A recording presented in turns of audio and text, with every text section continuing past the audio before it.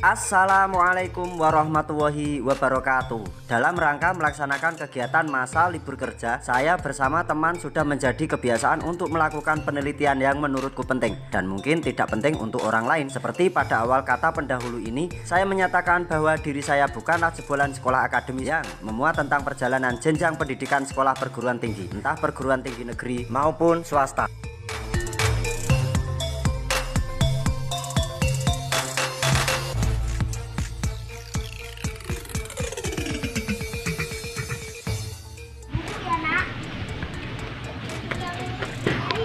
Ayo Kang.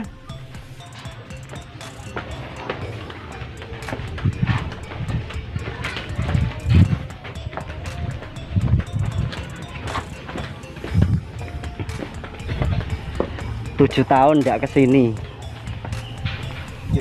Dari tahun 2017 baru kesampaian lagi kesini tahun 2024.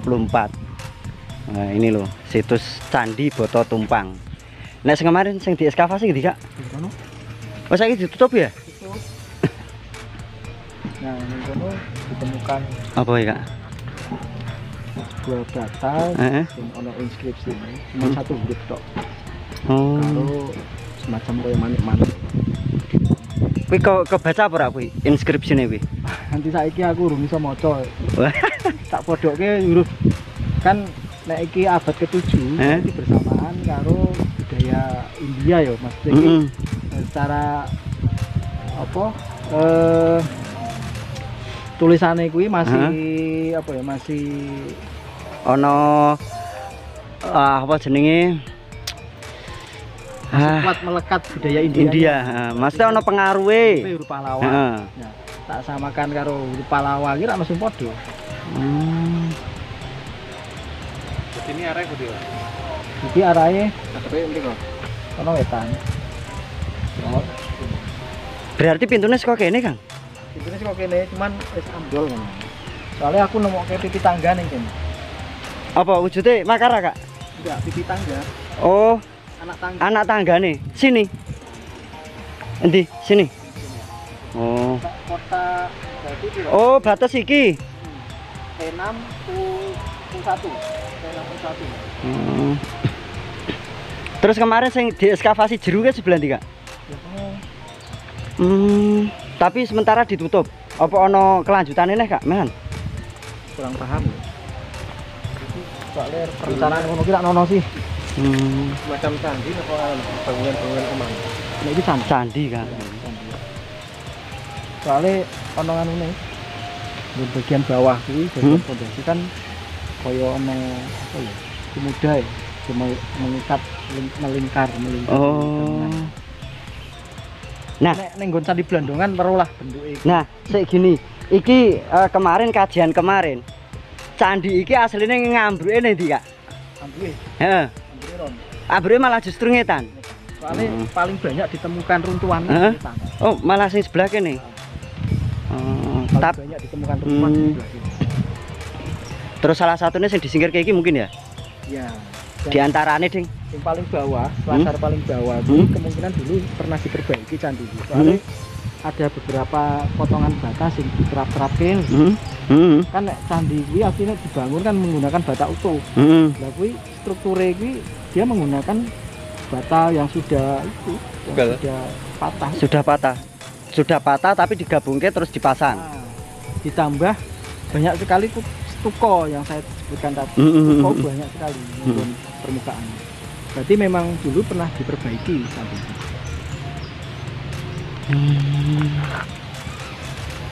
Tapi nak dilihat dari anunya ya Kang ya. Nah, dulu kemungkinan di sini ada ruang. Jadi candi ini di tengahnya itu berbentuk kayak ruang. Semacam ruangan. Soalnya kalau melihat dari struktur ini kan kayak tembok ambruk ya Kak ya. Kayak roboh. Nah, Candi Blandongan kan di tengahnya bukan ruang dia. Di tengahnya itu dulu katanya ada stupanya. Secara struktural hampir mirip dengan ini, cuman bedanya itu kalau di sini di tengahnya tidak ditemukan apa ya struktur seperti yang di Blandongan.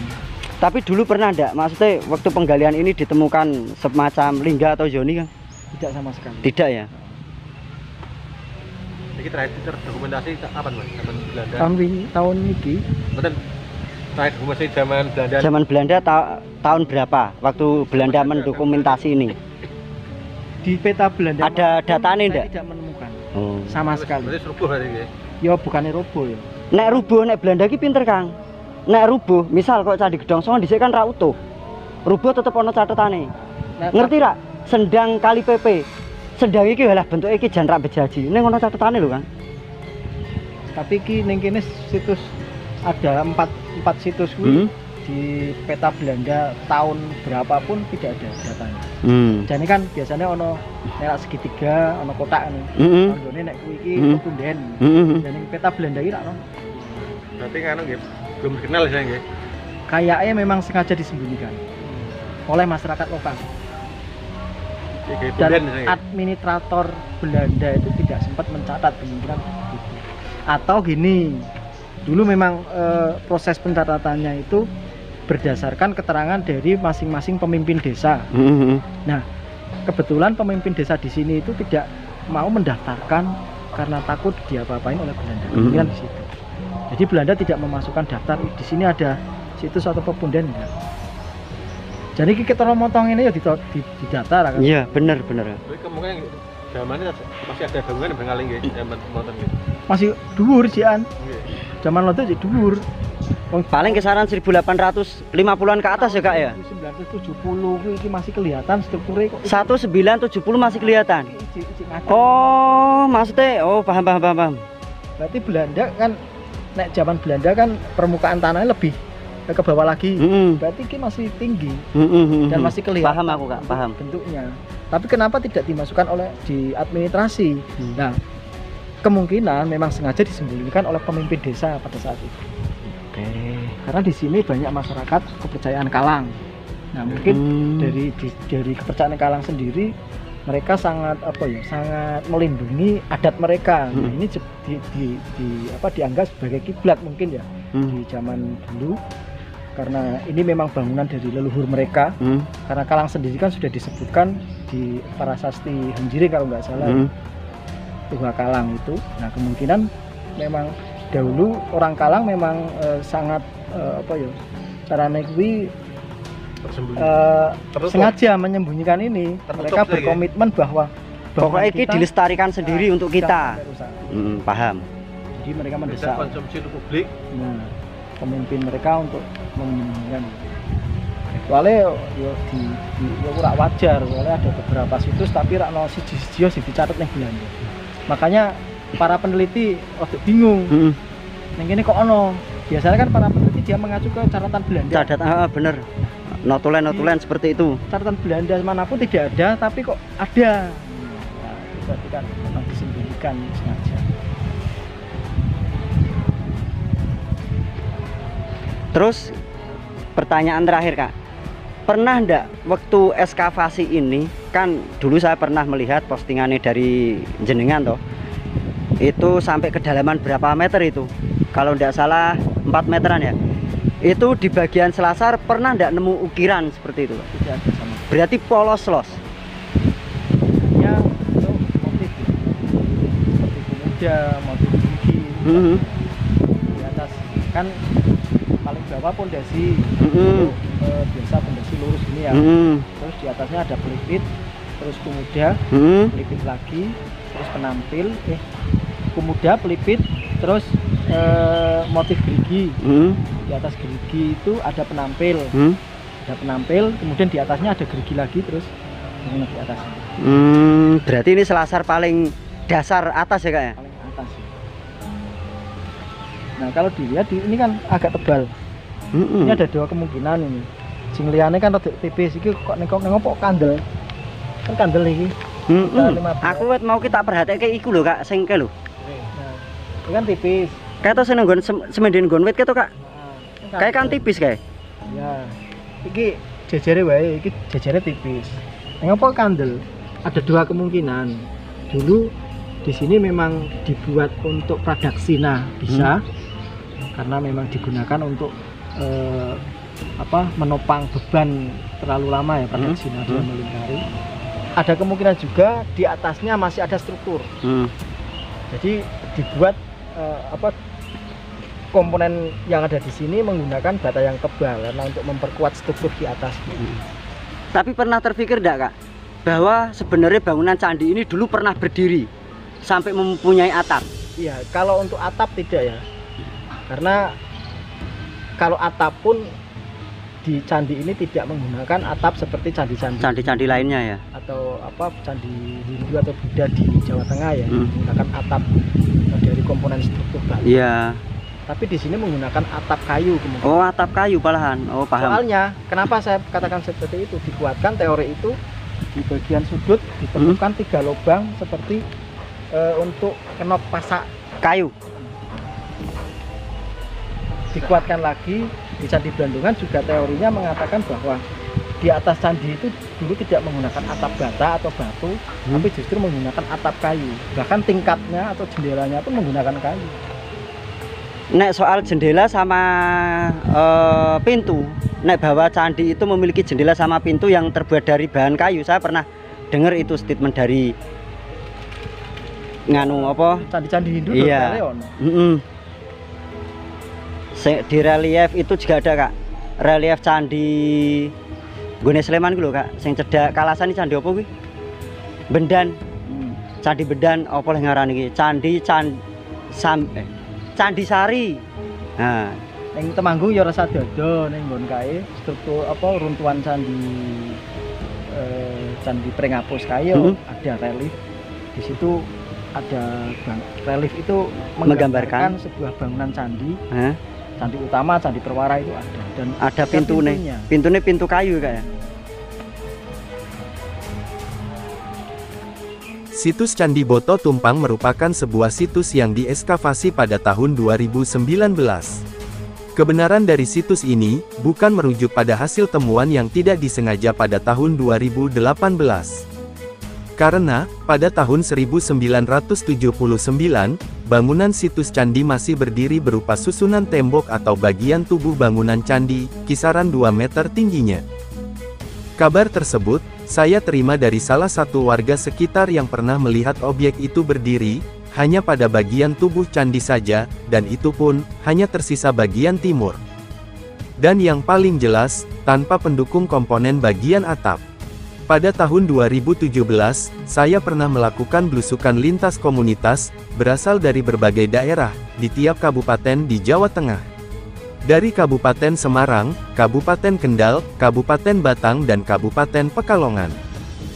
Dan kondisi bangunan tersebut sudah mengalami perubahan. Tembok atau badan bangunan sudah mengalami runtuh, sama seperti saat belum diadakan ekskavasi.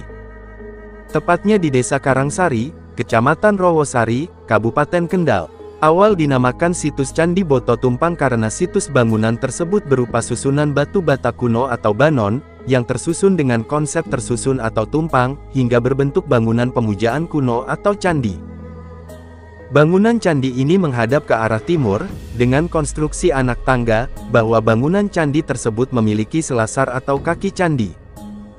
Namun, anehnya pada bangunan candi yang terbilang cukup megah ini, tidak ada satupun jenis arca, atau potongan arca, yang pernah ditemukan dalam komplek bangunan candi ini. Karena, informasi dari beberapa warga sekitar, bangunan candi ini hanya menyisakan batu bata atau banon yang mendominasi komplek candi tersebut. Kemungkinan, jika ekskavasi diperluas, akan banyak presentase penemuan artefak lainnya. Mungkin juga wujud arca, gerabah, maupun objek yang berbahan keramik. Menurut penelitian yang dilakukan oleh tim dari Pusat Penelitian Arkeologi Nasional atau Puslit Arkenas, ditemukan bahwa penggalian awal bangunan candi diduga berukuran 12 x 12.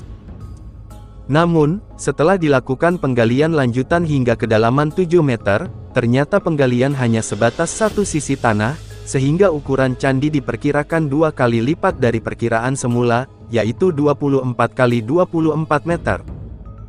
Kemudian berdasarkan garis besar atau bentuk candi, ditemukan bangunan setengah lingkaran yang sama persis dengan pondasi Candi Batujaya Karawang dalam penelitian tahun 2000. Situs Candi Boto Tumpang diperkirakan lebih tua dari Candi Borobudur.